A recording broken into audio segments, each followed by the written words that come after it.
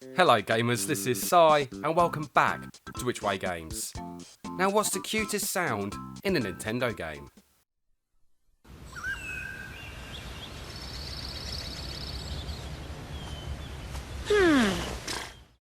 And with that being said, let's get on with the video.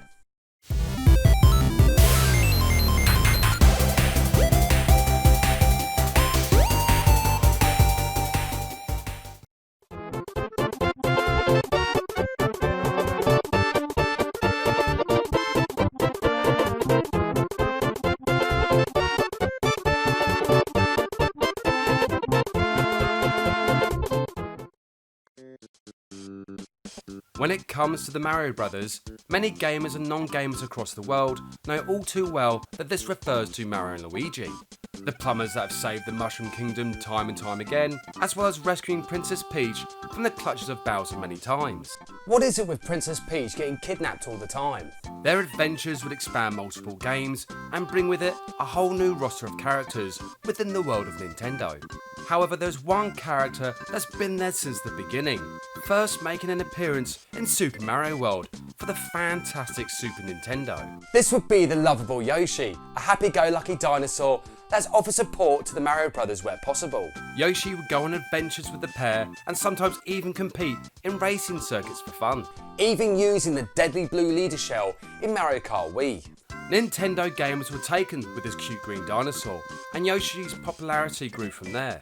He would eventually star in a few spin-off games before starring in his first proper adventure for the Super Nintendo. And this adventure came in the form of Yoshi's Island for the Super Nintendo. But before I carry on, let's go back to where it all started. Now, with the Super Nintendo entering its twilight years, Nintendo wanted a few games for the system that would wow gamers, before all focus was turned to the next generation of gaming, which was the Nintendo 64, which some gamers know I love this classic machine, but that's for another video.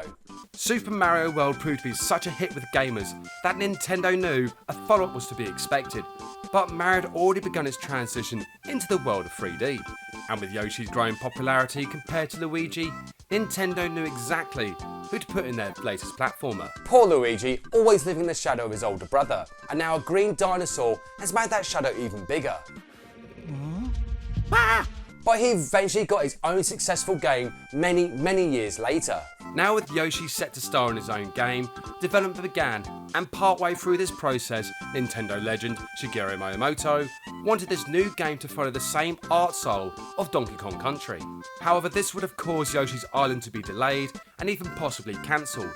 But luckily for gamers, a compromise was achieved. Game artists pushed for a hand-drawn style of gameplay, giving Yoshi's Island that storybook feeling. And with this process, artists were able to create a dreamlike world for potential gamers to traverse through. But each hand drawing would have to be digitally scanned and then slowly rendered pixel by pixel. Eventually though, come late summer of 1995, Nintendo released Yoshi's Island for gamers to enjoy. And like always, let's go back in time to see how Yoshi's Island was advertised. To find out, we crammed everything into Super Mario World 2 Yoshi's Island. 60 more levels, massive enemies, huge Yoshi tricks, all served up with the latest graphic technology, Morphmation. No more. Sure you don't have room for another little bonus level?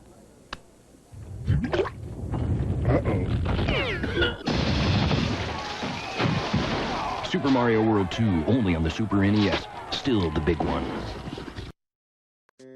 The story of Yoshi's Island begins a long time ago, with a stork flying hastily across a dusky pre-dawn sky. Moments before, the stork had mistakenly delivered baby twins to the wrong house.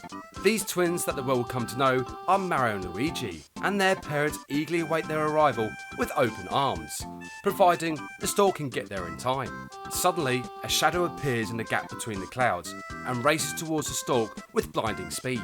This shadow turns out to be the evil Kamek, and as he approaches the stork, he screams, "The babies are mine." Kamek speeds by, snatching only one of the brothers, before disappearing into the void from whence he came. The stork is too stunned to notice the other baby falling towards the ocean below, but luckily, fate would intervene. And this comes in the shape of the lovable Yoshi, who just so happens to be taking a morning walk on his island, but not everything as peaceful as it seems, especially since the arrival of baby Bowser.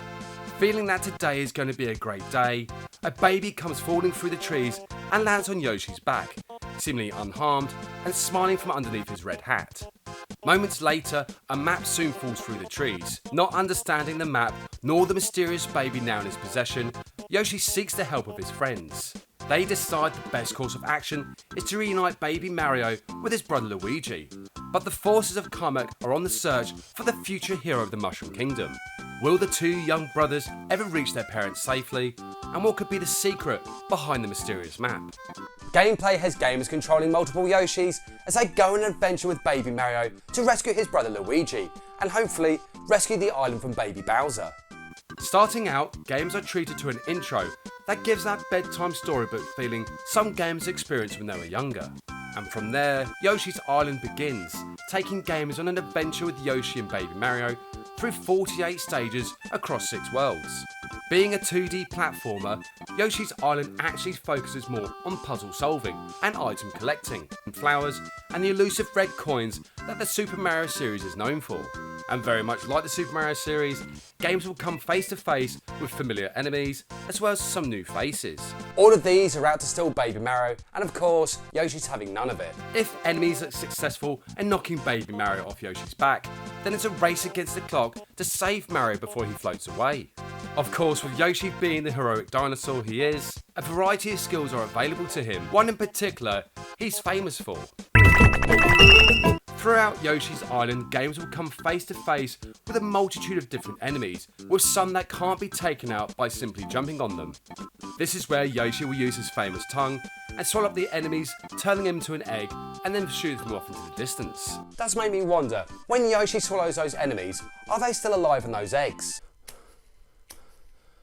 Hello? Can anyone hear me? At least it can't be as bad as disappearing from existence into the infinite void of nothingness that makes up Kirby's stomach. Gamers can either use these eggs right away as projectiles, or store them for later use, which does come in handy against some of the bosses. Now, Yoshi isn't the only playable character throughout the game. When baby Mario comes across a power star, a transformation takes place. Yoshi disappears safely into an egg, and a cape appears on baby Mario, with Super Baby Mario taking over, even for a short time. And this famous music begins, sending shivers up and down the spines of Mario's enemies. When released, Yoshi's Island was an instant success, with gamers and critics saying it was one of the best platformers for the Super Nintendo. Yoshi's Island was almost on par with Donkey Kong Country, but gaming's favourite ape would be one banana ahead of Nintendo's lovable green dinosaur. Even now, these two games are held in high regard with gamers, each being different from one another, but still sharing the core dynamic of fun and addictive gameplay. Which of course is what Nintendo is famous for, making fun and great playable games. Definitely a topic I'll come back to in future videos. Since gracing the world of gaming, Yoshi would go on to make cameo appearances in other Nintendo games, lending a helping hand and never asking for anything in return. Eventually, Yoshi would make a welcome return to gaming in the legendary Mario Kart 64 and a small cameo in Super Mario 64. And from there, a sequel of sorts to Yoshi's Island was released, and this was called Yoshi's Story, which for some gamers didn't quite capture the same charm as the original. However, Yoshi's Story is still a fun game to play despite some of its flaws. And over the course of time, a proper sequel was released for the Nintendo DS called Yoshi's Island 2. This game had baby versions of Princess Peach, Donkey Kong and even Bowser, each having a unique ability, which added to the whole experience of playing. Obviously, Yoshi would appear with Mario and his friends in other games on different systems, including one game that stars a certain blue hedgehog. Overall, Yoshi's Island is a fun and cute platformer that provides the right level of challenge for gamers of all ages. But this is by no means a walk in the park. With the ever-present threat of losing baby Mario, gamers will find themselves doing what they can to keep the future hero of the Mushroom Kingdom safe. And with a storybook feeling combined with some great music, it's easy to see why gamers love Yoshi's Island so much. This gem for the Super Nintendo is also a great way of introducing gamers to the lovable green dinosaur. Perhaps in time, gamers will be treated to yet another adventure on the Island of Yoshi. And maybe, this time, Mario will be the one protecting the offspring of Yoshi. Anyway, come back next time when we go back to the world of arcade gaming, take a look at its humble beginnings and what the future may bring. Thank you so much for watching, and see you next game.